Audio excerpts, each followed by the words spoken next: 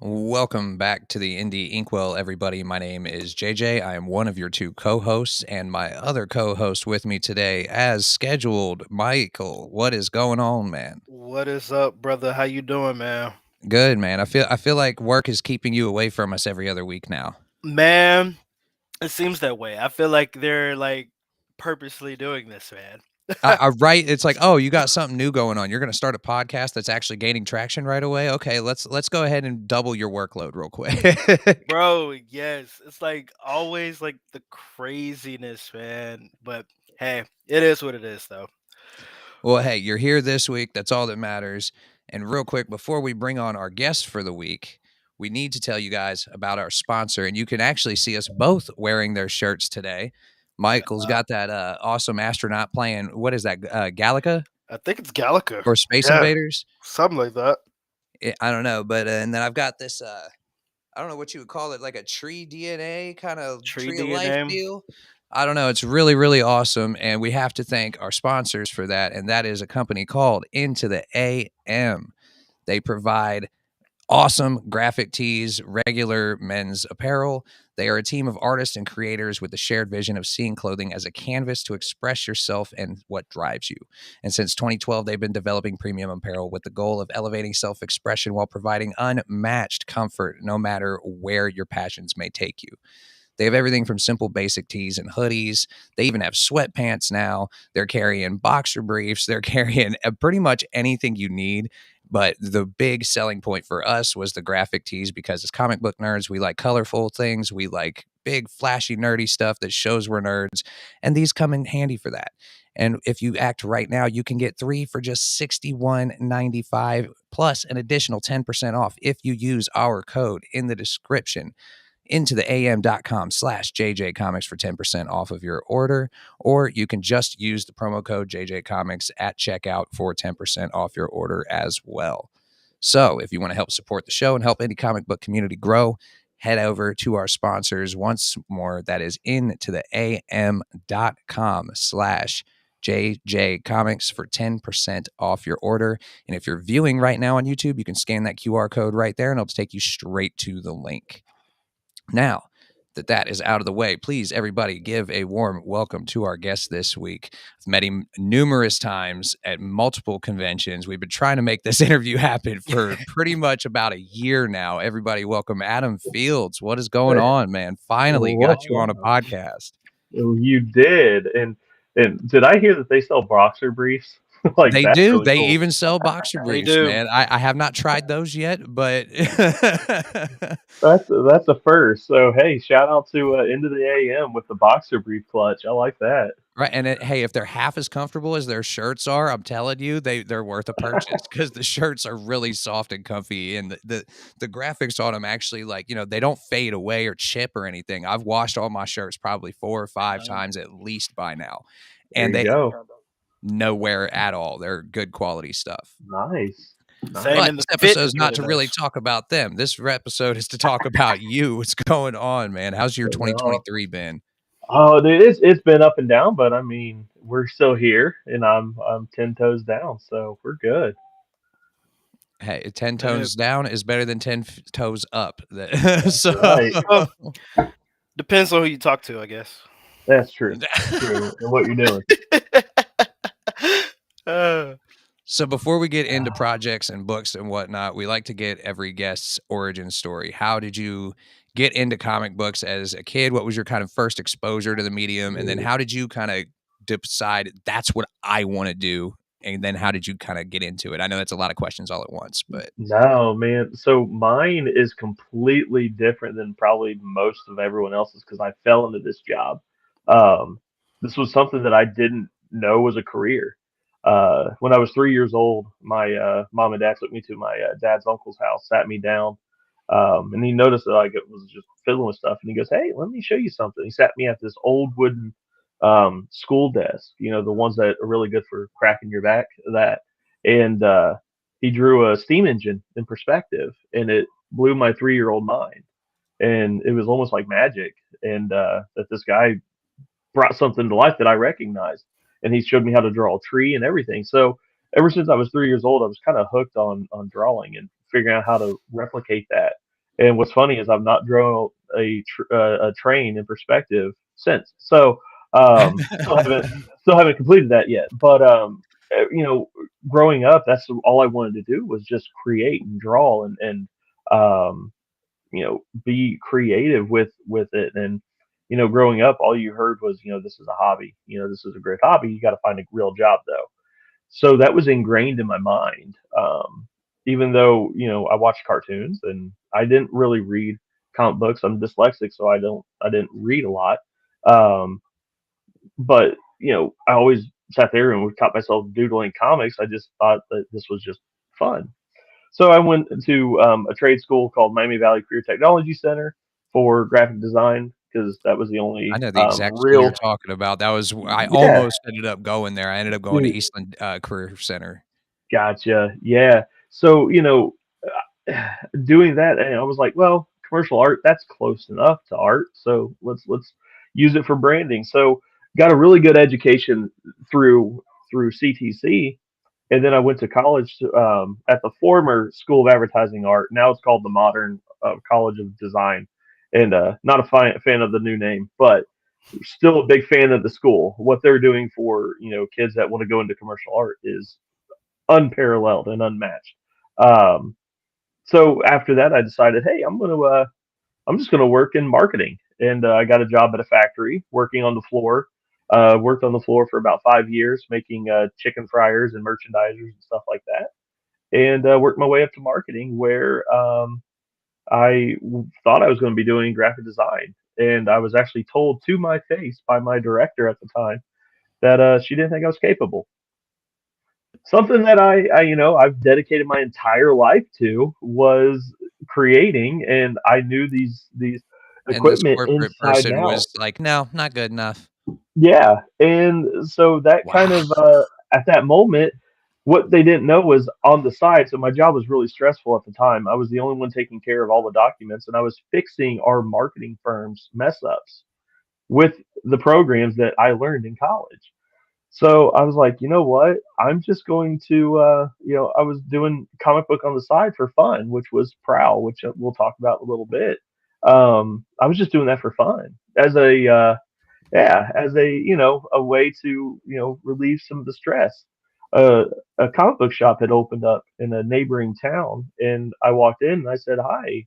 I introduced myself, and you know, I said, hey, I have an idea, and it was Jim and Dan Comics. I will always give them the shout out because they were the first ones to trust me They're pretty with. big here in Ohio for the indie They scene. are. They are great. They They're run a so lot of little supportive. small local conventions. They're awesome.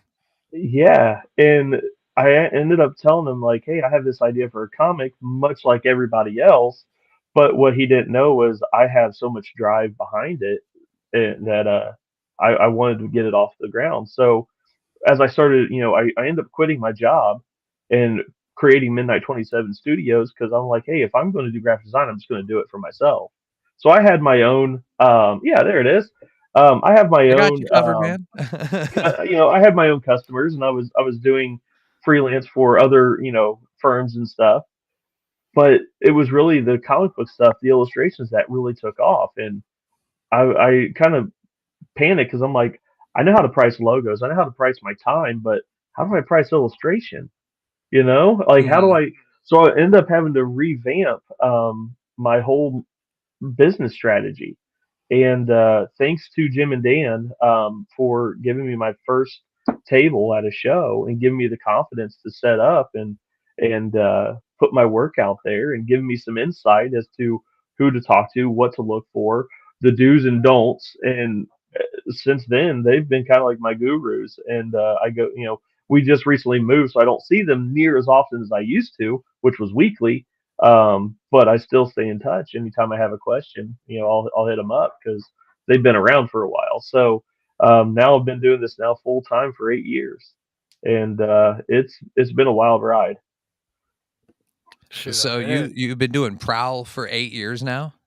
Yeah, and there's an asterisk in there. So this, what we're going to be talking about, is actually the remaster and the relaunch of what was already out. Okay. Yeah. Oh, So so I this is a have reboot. kinda.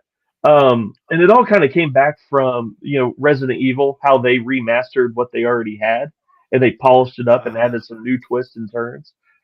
I was laying down, I already had issues 1 through 7 published. So there are 7 issues out there of the original story somewhere. I'm not printing them anymore, but they're out there. And I was really proud of it. But the problem was, again, I learned a whole bunch of stuff along the way because while I was working on Prowl, I was also working on other people's stuff. So I got to see professional writers' scripts and how they handle stories. Mm. And I end up writing myself in a corner because anyone that wants to write and create comics, here's the little bit of advice: write your first volume or write your whole series first, then do artwork. You can always tweak it along the way, but have the whole plot and your main points and your beats done. Because what I did was I wrote the issue, I illustrated the issue, I published the issue, and then I wrote the second one, and then I wrote the third one, and I followed that pattern where afterwards I'm like, I'm kind of in a corner now. And I frustrated myself and I said, I'm going to take a break. I was working on a bunch of other stuff for other people at the time. And about that time, that's when Resident Evil 2 and 3 was announced that they were remastering. And I went, I could do that.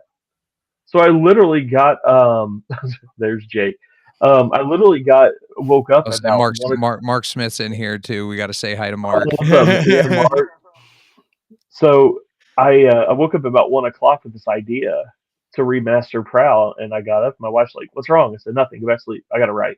So I went out and I wrote, and I started writing. And I literally wrote out issues 1 through 6, essentially the first volume of the remaster. And I kept some of the same meat from the original, but I fleshed out characters. I added new characters, and the twist at the end is completely different than what happened. So if anyone's read the first attempt of this, they're going to be blown away when they see the big reveal at the end of this one. So Ooh. yeah, Are you gonna keep it as 7 issues miniseries, or did you like plan it out like to extend no. it? So it's going to be issues 1 through 6. That's going to be volume 1. Mhm. And just a couple weeks ago, I had the chance to sit with Chad, my colorist, and really good friend, really amazing artist. He's not just a colorist; he's a killer artist. Um, but I talked to him. I said, "Look, this year at shows has kind of revealed a lot to me about the indie side of things. One of the biggest things that I struggle with is selling issues of books. People truly want to read what you have, but they want the full story. And after releasing just issue 1, I've already been asked, "When's 2? When's 3?" They want to know, and it takes a lot to go into one book. And so I talked to him and said, "How would you feel if we do a graphic novel instead of issues?" And he goes, "Dude, we actually talked about that on a live stream this past Thursday." And him and I both came to the consensus and agreement that I think what we're going to do is we already have issue 1 out. We're going to go forward with a trade paperback. So when they get it, the first volume is going to be that big twist that I told you about. You're going to get that in the next book. And Oh, then okay. So instead of volume waiting for 2, each issue, they're waiting for each yep, trade, but they're getting a much bigger they're chunk of the story each time. exactly. And time wise, what I'm thinking is, and I'm thinking of it as almost as a movie release. If you think about, I like Scream. Each year there was a new Scream movie, and then my Hmm. wife likes the Hunger Games. There's been a new Hunger Games movie. Each year you're going to have a new book. I feel 12 months is a very reasonable time to knock out what would be essentially 6 issues for an indie comic, especially because I'm the penciler or I'm the writer, the penciler, inker, and the letterer. Chad's coloring, and he also does covers as well, Mhm. which we're still going to do. Covers are just going to be chapter breaks because Yeah, I I mean, you really guys like don't his have like a whole artwork. production team like Marvel or DC No, that's got like 12 writers and 17 artists on one book. Right. You exactly. know, Yeah, That and is that kind of like and no hate to anybody who could work like that, but I don't oh know right, how you can make it one it, book it has to by be a difficult. committee like that. Like it's it insanity is. to me. It How do is. you like It's balance tough. it? I I literally budget myself page Hmm. wise. So I look at what's on my docket for the day because I'm actually working on another indie book while I'm working on this for Cool. somebody else because there's still customer stuff that will take priority over my work because they're the ones paying the bills. This is just to, keep That's the me dream goal going. project It's the right there. dream goal, obviously. It's my spawn, is what I always tell everybody. Um, but when it comes to my day, I know what I can get done realistically, and I tell myself if I'm penciling something, I will, I can do 1 page a day of my book while working on somebody else's do their stuff. So realistically, I think to myself, okay, what can I literally get done on mine, considering everything that I've got going on. I've got Marvel cards that I'm working on for Upper Deck. I've got a couple covers in the queue that I need to make progress. I have new print ideas releases for next year to kind of keep that in circulation on top of writing new stuff for me. I try to juggle like where's all this going to fit in, and literally behind me that's my project calendar. So I fill in each day with what I think I can get done realistically, and then at the end of the day I'll check mark it. If it didn't get done, I circle it. Then at the end I backload my week with whatever's outstanding. So do you think that's kind of like, because that's something I've noticed at conventions too, where it's like indie creators that are at conventions seem to do very well if they have trades Hmm. and trade I do. paperbacks. Art prints do really well, sketches do really well, Yeah, stuff like that. But if you've got a book that you're trying to sell to somebody and you've only got one issue of it, a lot of they people sit. just they're like, "It looks awesome." They'll flip through it, they'll kinda look at it, and then you'll see them put it back down on the table. I'm guilty of it myself. Yeah, You Yep. know, I Same here. mean, we all are. I Same here. mean, I've had. unless it's something that looks really, really awesome, like when I first met you, I think it was where at Gem City? Yeah, Gym City. Yeah, oh, yeah, duh, because it's Yeah, you the got the Gym cover I've City. got's the Gem City exclusive, that makes sense. But all you guys were there, so that was super cool. I got to meet all of you, get everybody to sign the book. And that was strategic too. We did that on purpose. I knew That that. was the smartest shit I've ever seen because, like, no matter whose booth they went up to, there was copies of the book there, and then Mhm. whoever had that person first would take them to the other people's tables. And we gave some to the show to give away to the first, I think, 20 people through the door. So, you know, I, They I, tried to give I'm me a, a free copy of it, but I told them, I'm like, "I wanna buy stuff, like, I'm not here for free shit. I wanna go well, in and thank buy you. stuff." I I know straight told them, like, "I don't want a free book. Like, if they're in there, I wanna go buy it." Like, yeah, I'm big on sharing the wealth with people within the con community. This is such a small arena that we're in. I didn't know it going into it. So my favorite illustrator is, well, I've got a couple, but my favorite illustrators were Todd Knock and Greg Capullo, obviously McFarlane and Finch and Jim Lee. Um, I've been in the same room with three of them. I've tabled next to two of them, and I had no idea that when I got started and was watching their videos that we would end up being table neighbors. I get to talk to them, get compliments about my work, and dude, it's I know the terrifying feeling, how trust me. Because Whew. were you at small this is. GalaxyCon?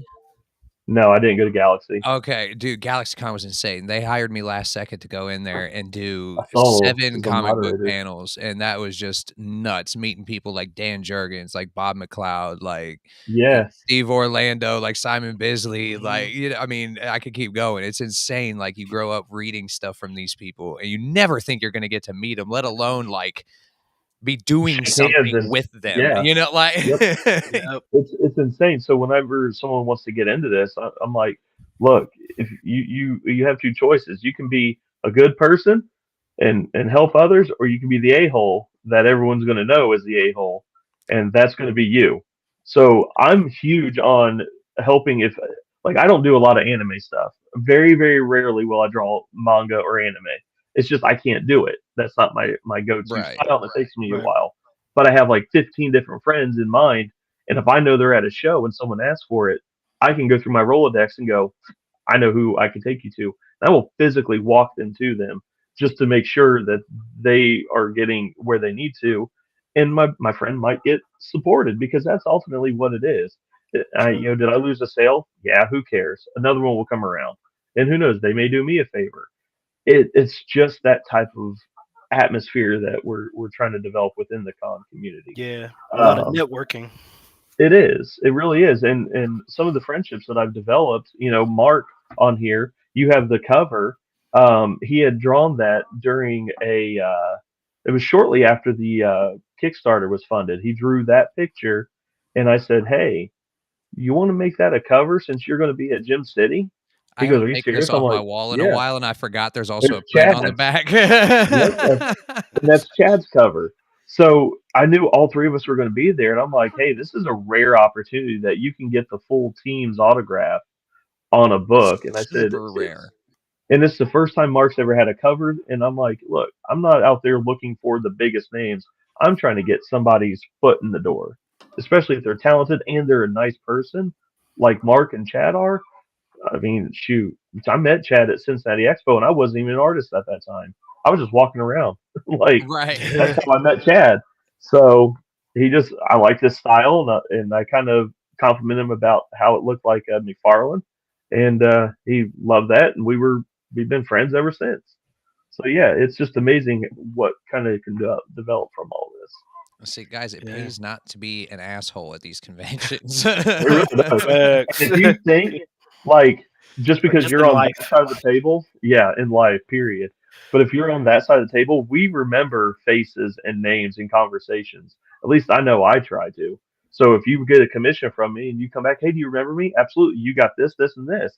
Did they like it? Especially if it was a gift for somebody. So we I was remember it gonna a say, lot. you and me, I just walked up to you randomly at that con, bought a book, and I was like, "Hey, I also do podcasts." So blah blah blah blah blah blah blah. Hmm. I mean, that's how you got to work shit. Yeah, Yep, yeah, I love it. it is true. So It about is. Prowl, how did this idea come to you? Mm. Like, what's the story of Prowl? How exactly did it like hit you? Like, yes, this is what I want to do a comic It, about. 'Cause man, it's it a started. unique werewolf thing. It's not your Definitely. typical werewolf Mm-mm, story at all. Like, you could tell no, that from the first transformation you see, and it's like, Oh yeah. "Okay, this is gonna be different." look at all those chains. Good God. Uh, um, so it all started back in my eighth grade year. About that time, Van Helsing and Underworld came out, Oh, and I wasn't a big Van loved Helsing fan, but where the Underworld movies were my jam. right and the werewolves in it. That's what really captivated me. It wasn't even just that they were werewolves. Like I didn't grow up like loving the Wolfman or Werewolf in London. I didn't grow up liking that stuff. I grew up like really liking slasher movies and Scream and horror stuff. Never that, but those werewolves captivated me. So those look sweet. What if they're good guys? And that's where it came from. And and then I got tired of the whole transformation stuff. I'm like, well, if he's going to be a good guy, like Spider-Man or whatever, eighth grade mind, keep that in mind. Like if he's going to be a vigilante, how's he going to explain his shredded clothes? So I had to figure out a way around like, well, he's not going to transform into a werewolf. He's got to have some sort of method to turn. And where would that come from? So all this idea, and it really brewed until I was like in my 20s. And when I finally decided I'm just going to do this, I want to do it for fun and sort of make something of it. I really I matured up and went through life a little bit and finally got the idea sort of fleshed out. And um, her kids are awesome too. Um, but I had the idea fleshed out, and I'm like, all right, this will work. So the whole idea is he's basically in a small town, which is where I grew up, was a very small town. Yep, it was going to be. It's West Erie is the name of the town, and there it There is. we go. It's got a There's the right night. slide. Yeah, it's basically actually I liked how you did that. It's a night and day, so you got the Dr. Jekyll, Mr. Hyde effect, but in the small town. Oh, At night, it's that's when all the drug dealers are out. That's when all the bad crap happens. But during the day, the people that are go through life, they're oblivious to what goes on at night, and that I can relate to that so much from a small town. We get up and we go throughout our day, and then we hear about what happened at night. We're like, man, I don't. so that happened to so and so. Oh, that's crazy. That building got vandalized. Oh, that's crazy. Like we just completely oblivious. So I wanted to give the character, the city its own character. The werewolf is basically just sort of like a metaphor with the main character Alex. He is the reason. Yep, Alex. He harbors a lot of anger, a lot of grief by losing his grandpa, who was basically a staple in this town. One of the biggest manufacturers shops there. Yeah, there he is. He's grown up in his grandfather's factory, and he's done a lot of good. But now that he's passed, there's really no staple anymore, and he feels like his grandfather should have been memorialized, and he wasn't. So he harbors a lot of hate and a lot of anger, and seeing the town sort of eat itself, he wants to do something about it, and that's where he found this mysterious stone, that chain that you'll see on the werewolf's neck. He's got that stone, and it has a supernatural power to turn him into a werewolf anytime he wears it. And there he is. He turns immediately into the werewolf. It kind of engulfs him, and I that's how I love got this around. so much better than the full moon transformation It story. is. It was my way of getting around shredding clothes every time, but it also has a much deeper plot point as to where that stone came from. Why does it turn it into, and who is he pissing off because he has it?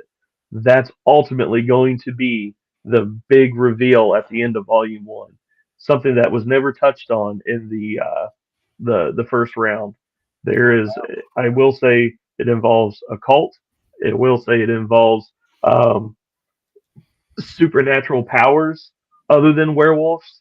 It's there's going to be They have just a so many teaser of one of the more. characters here. Oh, that's Clayton. So Clayton, I'll talk a little bit about Clayton. He is the first volume's main villain. He is a drug king, dealer, but his hands are always clean. He always has somebody else do his dirty work. Like the But when Kingpin. punishment needs, yep, whenever punishment needs dealt, he'd rather be the one to do it. So we're going to learn a little bit about him too in later installments. Oh, man. But this is stuff that I didn't think about when I first released it. So this is why I wanted to remaster it. So whenever someone's writing and they said, "Do you have any advice for, creatives?" Yeah, write it all out. I literally have volume after volume of character stuff, notes, stuff that I haven't even used. I'm like, that could be for a cool character later on. But Mm-hmm. yeah, yeah, You write it know, all out. that's something that I always like to ask like anyone that we have on the show, like what kind of, especially the writers, like what kind of writer are you? Are you the type that, you know, already has everything planned out, the beginning, middle, end, or right as you go? And I've noticed that a lot of especially our indie creators that have been on the show, like y'all like to have your beginning, middle, and end Hmm. already planned out. Uh maybe it's just easier if you need to make like small little tweaks here and there. Hmm. Um, but yeah, now I know if I want to start writing, like, hey, maybe I should do what all these other creators are doing. Yeah, Plan it out. I personally like having a beginning, middle, and end. At least for this volume, I knew where I wanted to end because that's what woke me up in the morning. There's my mom. Yeah, hi mom. Um, Hey. so, Moms are great. but yeah, they are. But that's really what woke me up was the ending to volume one, and I knew what I wanted to, how to get there. So I really wanted to capture it. As for the whole series end, I know where I want it to end, and there's two routes that I can go with it. I can have a definite end, or I can have one where it kind of spins off into something else. And until I get there, I'm just going to let the story tell me because by the time I get there, I might be done. Like, I think this has ran its course, or he's got a little more life in him. Let's keep it going. So, at least that far out, I know that there's at least 6 volumes that'll be in this. Okay, so it's Um, going to be a nice little lengthy Mhm. Oh, run the then. Oh yeah, six. it's Yeah. going to be a decent one, and each one's going to have 6 chapters because they're going to be graphic novel style. Um, I've kind of made my mind up just because of what we talked about earlier. I I've seen books have been set on my table for uh, about a year and a half that I've done, and they've never gained traction. Even if I have a issue two out, they're like, oh, okay. Very rarely they're like, oh, I'll get issue two because I tell them, hey, issue three is going to Kickstarter like next month. Hmm. Then they're willing to pick it up and grab issue Well, three and then. one thing I've noticed with people, especially at cons, is they're real skeptical if you tell them your stuff's on Kickstarter or coming to Hmm. Kickstarter, because there's a lot of Kickstarter projects out there that start and then never go anywhere or never Yeah, yeah. finish or never I pan uh, out. Never get funded. So Yeah. I'm waiting for a few things that I backed years ago, and I just assume I'm just never going to get it. But I keep in mind of who it was, and I literally yeah, blacklist them. It is some of them were people that I've worked with, and I'm like, I can't trust you. Um, at yeah. If least I'm gonna give you you know 20, 30, 40, $50, I expect my thing to get shipped, man. exactly. Exactly, And man. Especially in I'll this tell you economy. one. Exactly. I'll tell you one person that I absolutely love, and it's not because I worked with them. It's because they actually go above and beyond, and it's Haslam Studio, Rodney Fike. So Mm, the show. So this is a collector box, um, featuring my artwork for Roadkill Rampage right there. And when they ship their Kickstarter, they will give you all sorts of goodies on top of the books. So even if you don't select them as like add-ons and stuff. they will throw something good in there for you. And there's the covers I've done and the See, that's interiors. all. That's so cool. They they know what they're doing when it comes to it. So I take note from people like them, and Hmm. they don't do their Kickstarter until the book is at least in the lettering stage. Now they may wait until later, but at least as far as I know, it's lettered and ready to go. They're just doing the final proof before sending it to the printer. So Yeah, that's that's the way how I've I've noticed taken with it. there's another person, shout out Alan Dunford. I've interviewed him probably Mhm. 4 or 5 times now. Mhm. That every time they have a Kickstarter, man, that thing finishes on time. It gets shipped out on time. There's always extra stuff in the package, and it's always a finished product already when it goes to Kickstarter. Yeah. Like they've already got the whole book finished. They just need the money to get it printed. You know, Yep. like And that's honestly even the money side of things. When I released Prowl, I actually was like, I did the math. I'm like, okay, I want to release it at Free Comic Book Day, and I did the math backwards. I went, I should start the Kickstarter tomorrow, and I did. I literally launched it within 24 hours. The book was already done. The only thing I was missing, I was lettering a couple pages still, and the only thing I was missing was Chad's cover. Mhm. But I'm like, all right, I'm already going to print this. I already know that it's going to be published. So I set my goal for $1,000. Something super super small. Again, like you said, I'm not a big production. I don't have artists that I'm paying. Chad was already paid for his Mhm. stuff. I don't pay people through Kickstarter. I make sure they're paid up front. Right. That's another big thing because I've been burned on that where, hey, we'll pay you after Kickstarter and I don't receive a dime. I barely, the books barely cover anything. So, I make sure I try to take care of them first. And I recoup my cost later. So I already knew it was going to be printed. So I'm like, yeah, let's do it. In 24 hours, it was funded because they knew that the artwork was done. Chad, while we were doing a live, I was doing a Facebook Live launch, and people were watching it go live. Chad was sending me updates of his cover, so I was actually able to show those while he was sending them. In 24 hours, that print you have, he hit knocked that out in 24 hours, and we were able Really? to, Wow. yeah, yeah, So if people that was you 24 missed hours, it, this 24 hours. yeah. That's The dude, insane. the Yeah. dude's That's insane. He's beautiful. killer.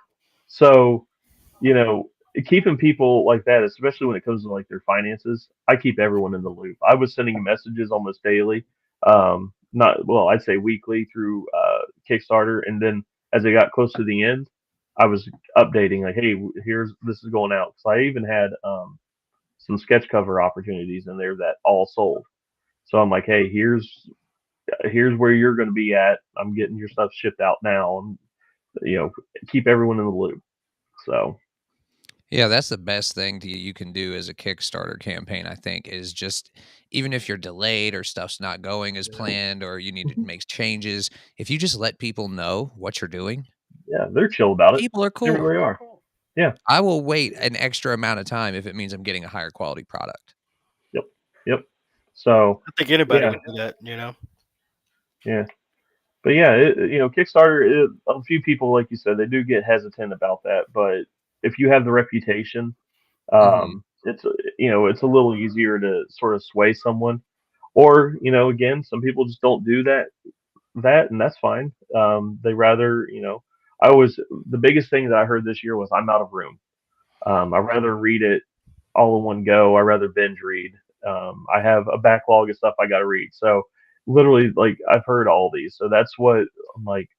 Um, Single issues are hard on my end to manage.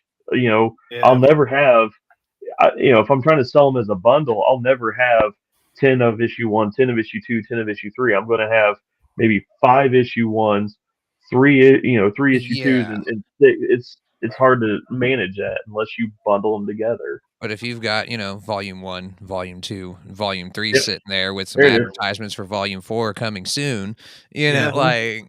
I mean, when you think about it, especially how the comics community is starting to go, collected editions are starting to be really popular. I remember I talked to my local comic book shop owner, shout out to Mr. Scott. Um, he was basically saying like it's usually like the older crowd that are still really buying single issues, but he said when it Mhm. comes to like the younger adults or like the teens that come in, they're buying the trades, like they like he said he doesn't know if it's because of like Netflix, binge Mhm. watching stuff. People like to binge, They do, their I stories. and think it is part of the streaming thing, you get a Hmm. whole season of a show all at once nowadays. mhm. Yeah. We're only waiting 6 months for new movies now when we used to wait 3 years. Yep. Hmm. TikTok and We're YouTube, all you gotta do is scroll if you don't like what you see, and you can see something new, and see something new, and see Yep. something new, and see so like, We're in a people's attention spans microwave. have gone about like that. But Yep. when you do catch their attention and they enjoy what you're doing, they hyper focus. That is They true. do. They do. So it's kinda like the double-edged sword of ADHD itself, right? Like, it's kind of the Mhm. entire ADHD culture now, where I have no attention span until you hook me. Yep. Once you hook me, you've got me because now I can't think of anything else. Exactly. Which Yeah. and that's the next part is if you have an amazing story, you got to have a hook. You got to have an amazing elevator pitch. You got to have something to captivate them. Like, what's different? Like, I never really go into the plot about Prowl. I just tell them it's a werewolf in what if the wolf in sheep's clothing was there to protect the herd? That's my elevator pitch. And they're like, And that's oh, all it needs to be. Like, you don't have to have this whole script planned out for your thing mm, with a solicitation and, testimonials from people who've read it already. Like, you don't mm, need all that. no. Think of movie trailers. They don't do that. They just tell you from the producers of this, and they show you clips of it, and you're like, yeah, I like that, or this looks like trash. I mean, you Yeah. know immediately. So, I That's mean, even something I've trash been we're gonna seeing a watch. lot more of in the indie comic community, especially, is trailers for comic Hmm. books, and they Yeah, seem to help. They seem to do very, they, very well. that's the one thing I don't know how to do myself. So, whenever time comes, I'm gonna be hiring that part out because I think the trailer is vital for success, especially on all the different platforms. Oh yeah. Because Most everything's definitely. Yeah, video based now. it is. It really Even is. Instagram that started off as the picture app, like, like Hmm. you can post a picture there all you want, but you're not gonna get very much attraction on No, it you unless gotta you're like post the real. already a mega celebrity, you know what I'm saying? But throw Yep, it up there as a reel or even a story. I get more results out of Instagram stories now than anything else on Instagram, really. which is crazy to me. Yeah. Oh, But People that like that also shows instant. you who's actually watching your content. Because if they're watching your stories, that means they had to sit there through the whole thing and then swipe to the next one and watch the next yeah, one. So you know who's actually watching your content, which is cool. that is tattletales on everyone. They Yeah. are. Oh, You know what? there's one person we know on TikTok. I'm not gonna put him on blast on here, but we called him out, or I called him out one time because he would go out. He knows exactly what I'm talking about. Yeah. He goes on people's lives and like, you guys are the reason I do what I do. You guys are big inspirations to me, and blah blah blah blah blah. And I'm like, but you never watch my content, bro. I've never seen you comment, like, nothing. Like, what are you Right? talking about? Like, It's just watching from the bushes, man. That's right, creepy. lurking Like and blowing, shit. you're just blowing Yeah, those smoke, lurkers. man. Yeah, I You know, mean, it's crazy. Like back to Prowl, of course, and I know we oh yeah. mentioned like trailers and all that stuff. I want to say like the way the story plays out, it's very cinematic Hmm. in a Mhm. way. Like I can really see this being like a movie, and I also like how it's not like too wordy, right? Because I always say comics is a visual medium, and I love that you let the artwork tell the story. Yeah, You know, yeah. Thank you. well, Yeah, I don't like to read, so yeah. the the last thing I want to do is read scripts, especially if I write them.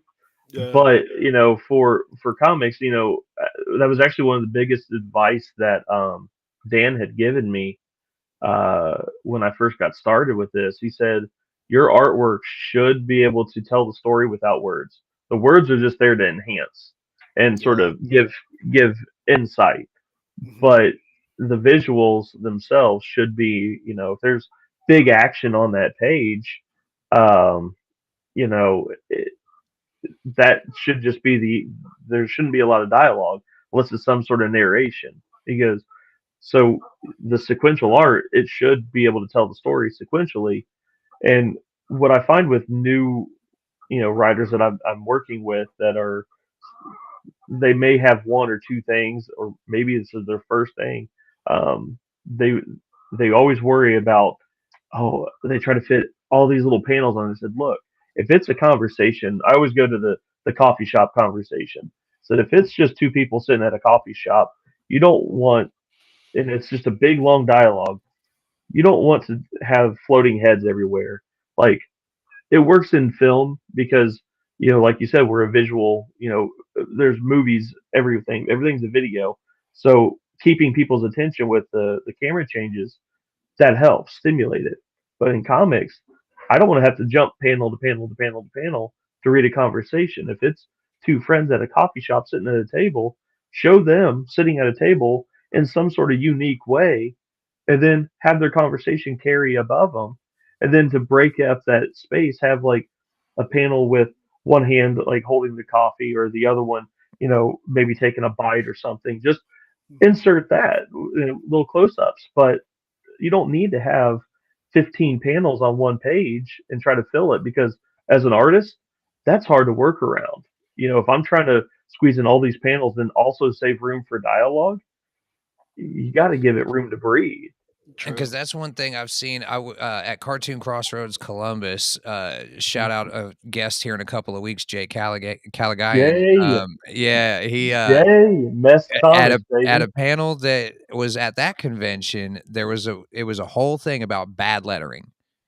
And that was Mhm. a big thing, was the artists need to leave room for the letterer because, Hmm. you gotta put your word bubbles in, you gotta put your Mhm. dialogue boxes somewhere, like, there has to be something Yeah, on the page, so you have to leave room as that, so don't put your big action scene right where yeah, your writer or your letterer has to put all the word bubbles. yes. So I worked with a publisher a long time ago. I don't even have their books anymore, but they kept complaining that there was too much negative space in the artwork. Can I fill that up? I kept saying, that's where the words are going to go. You're looking at it at face value when you got to think in the future. This is going to be printed and it's going to be scaled down to this size. You gotta have room Yeah, for the letters to be legible. this this page right here looked all weird because it was all black, but I knew that's where narration was going to go. It's like you got to think about this. So now, whenever I'm working with somebody new, I will actually draw in on a different layer because I pencil everything digitally now. We can talk about that too later if you guys want. But I will add in where I think the speech bubbles should go. That's just my suggestion. Oh, good night, Mark. Um, this is just my suggestion. Obviously, I'm not going to tell a professional letterer where to put stuff, but in my vision, this is why I laid out this panel and page the way I did, because I'm assuming this is Yeah. where the letters would go. Now, if they have a better way to do it, perfect. I'm not going to tell someone how to do their job. So that's sort of my approach to it. I try to give the editor and whoever's reviewing my pages some insight as to where I'm thinking for the future. Right. Okay. I Yeah. like that. You can definitely tell because I know when I try to like get like new people in the comic books, especially that have never like touched a comic a day in their life, right? One of Hmm. the one of the drawbacks I get from like newbies of always like, so how exactly do I know like which speech bubble to read next or whatever, right? And I was Yeah. like, usually if they do a really good job, it flows really nice, right? You shouldn't have to And wonder if it's done properly. Yep. right. And yours was really good. I felt like it flowed with the panel. The panel layout was just great. I'm glad that you said that you didn't just want to do like just several boxes or just your I basic, hate that when it's nine all panel. just a bunch of squares all over the page, like, that works Yeah, for some stuff, I get it, it worked for Jack Kirby back in the day, but this Yeah. isn't 1966 no more. Like exactly. Right. Let me see here. Exactly. like, So no I'm hate gonna. to Jack Kirby, but, So we can here's. do a lot more experimental things these days with artwork, guys. Yeah, and going to your panel talk, I'm going to show this page. This is page 10 of the next issue of Prowl. I'm still inking, but you can kind of see I'm using pictures like Ah, Oh, as okay, yes, panels. that's dope. that's cool. So yeah, there's no end to how to tell a story visually. You know, this is Whoa. all stuff that's on Thanks for his showing that. work. Yeah, yeah, it's I love unique panel layouts and breaking the borders. And sometimes, there's a cause because I'm always thinking, okay, if it's squared off, it's a calm setting. But if there's a skew or something coming out of the panel, or even if the panel is something itself, then that means that there's maybe some sense of urgency or something very unique about that, or and it kind of sticks in their mind, Right. like you guys knew about the transformation scene, which Chad absolutely killed that page and the Oh whole my god. transformation. Yeah, Yes. Like, he it's totally just took so good. Yes. he took my idea and he ran with it. I said, It "Thank almost you." looks like it was done with colored pencils. Oh, yeah, You know what it yeah. He reminded is. me of? It kind of reminded me of like the original Incredible Hulk TV show, like Mm, the one with Lou Ferrigno, right? Where hmm. they would cut to, the close up of the eyes, and you see the eyes turn Yes. green, and then we Yeah, go back to like, I don't know, the bad guy hurting the victim, and then you just see the Hulk come in behind. Like that's the vibe that gave me, and that was really yeah. cool. And in my mind, like that is, I always laugh at Power Rangers because when they're doing their transformations, there's a few takeoffs where they're just like, here's the bad guy waiting while they're sitting there doing all their stuff. But in my mind, yeah, in my mind, that happens in a blink of an eye. Like, poof, it's on, like hardly any time goes by. It's just a quick, like, all right, now it's business. It's a big flash, which Sort of like, the flash they of show the light whole, like, happens. race scene in a Fast and Furious movie, and it Yeah, takes, like, Yes. 15 minutes to go through the race scene, but as a 10-second race.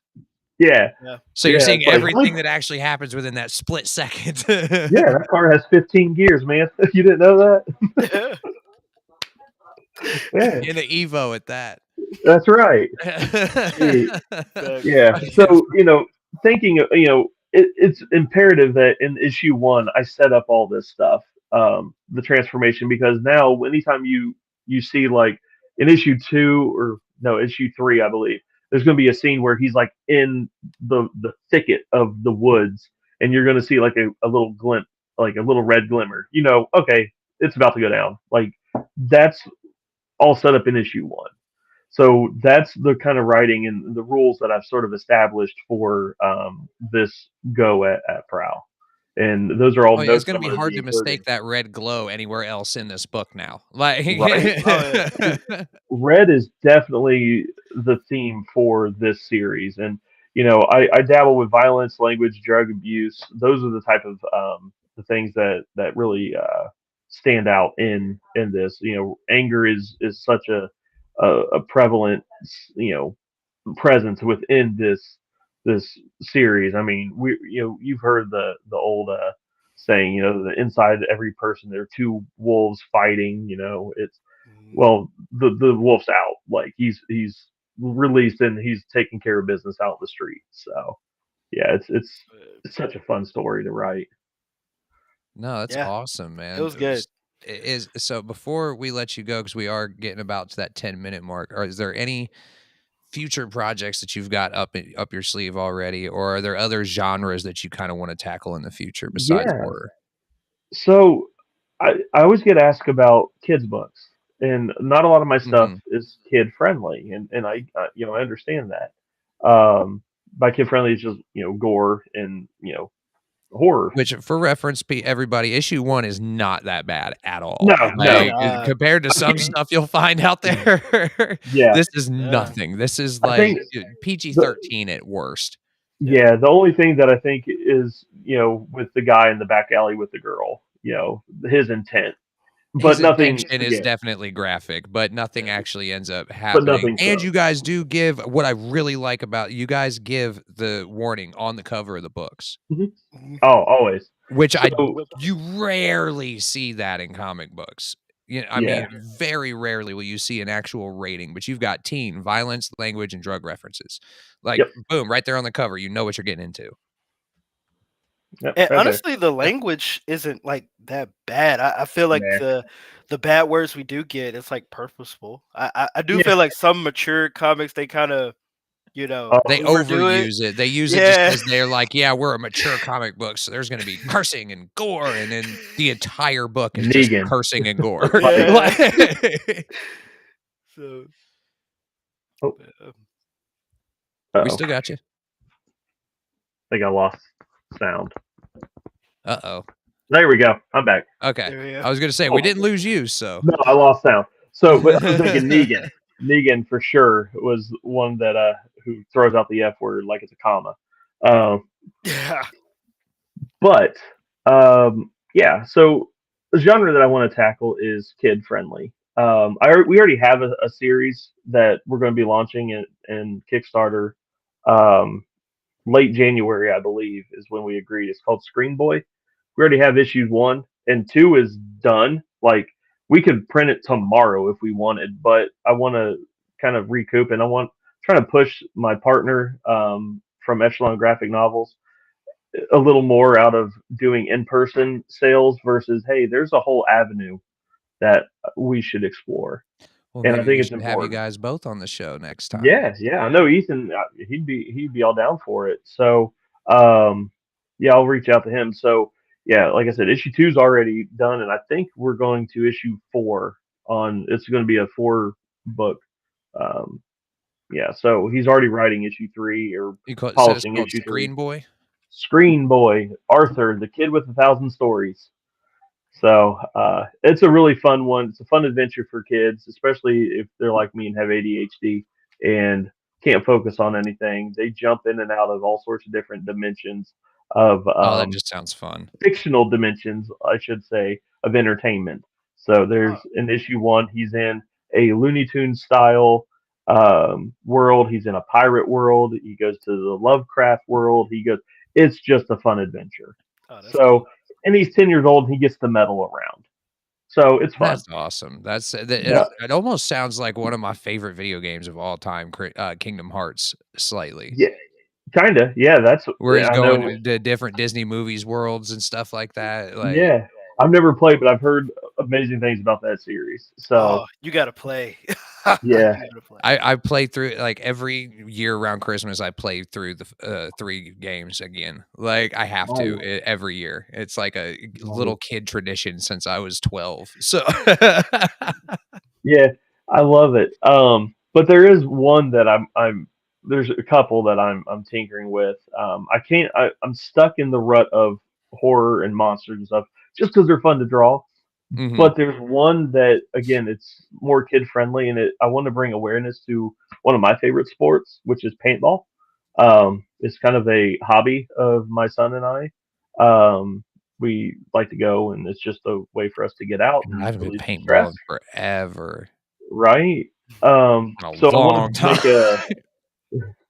I know, I feel it. But it's a sport that I think a lot of people don't really think of because one, you're out there shooting each other. I'm like, no, you're marking each other. They're markers. They're not guns. So I'm trying to bring a little awareness to that, and I think what I have in mind for it.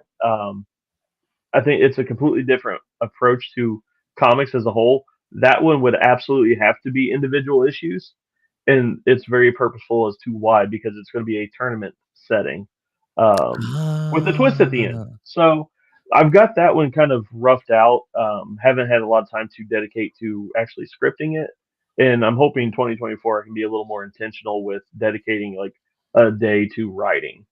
So that's on my horizon still. Okay. Hell yeah. Well, where can everybody find you online, man?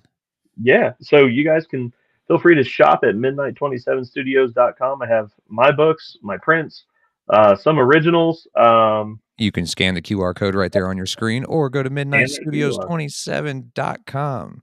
Yeah, or you can find me on Facebook at The Art of Adam Fields. You can find me on Instagram, Adam Fields127. So, and then I am on TikTok. I just don't post a lot on there, which I get a lot of grief for. But hey, you know, I'll try to do better. I would start with like, if you're already recording stuff for like YouTube or your live streams or something, just post chunks of that. Yeah, Yeah. yeah. We do I that all gotta. the time with this podcast. We post clips for the next couple of days after each episode, so Mhm. Heck it's yeah. free Yeah, I content. know. I'm still learning, man. I'm only 36 now, 37. I don't remember how old I am, but So you're 37, only I a couple think. years older than I am. I'm 33, so Yeah, yeah. I'm the baby. yeah, I was just saying That's all Michael's the right. baby here. Yeah, how old are you now, Michael? I'm turning 26 in January, so Nice. January what? 11th. Nice. All Yeah. cool kids are born in January. Hey. Me sitting That's here a true. June baby, like, damn That's all right. it. That's all right. It starts with J. You're You're close. right. My I'm other still son, there, You're man. close. my And my boys name were starts born with in J, so January. I mean, come on. Yeah, January and July, so we're all good. Cool. Well, and if you guys want to pick up a copy of Prowl #1 and a few other issues, I believe there's Prowl #2 and 3 also available on there. If I remember what I saw correctly on the website, you The can go variants. Yep. variants. Okay, got Yep. you. So you can go right there to the QR code on your screen to get that, as well as if you are listening to this on Spotify or any of the other platforms the day after this is live, you can find down in the description of this episode links to everything. Yeah, moms too. Moms too. Birthday. Moms rock. Shout out everybody's mom, Shout mine out to included. mom. Now, if you Yep. guys want to help support the Indie Inkwell and help this independent comic book community grow, you can go by our merch shop, scan the QR code right there, or you can go to the link in the description. And every piece of merch sold goes straight back into this show to try and make it better for all of you guys. And if you don't want any of our merch, maybe go over to our sponsor and get some of their merch into the am.com/JJ Comics for 10% off your order. Get any 3 graphic tees for $61.95 plus another 10% off. Plus, it's holiday season. I'm pretty sure they've got about a 70% off discount going on already anyway. So you're basically going to get these clothes for dang near free, guys. So if you want to help support the show, there's a few ways you can do it right there. Also, very soon in 2024, we will be announcing a Patreon page with some cool stuff coming for you guys. So be on the lookout for that. My name is JJ. This is my co-host, Michael. This is our guest, Adam Fields. And as always, everybody, please be safe, be kind, and take it easy.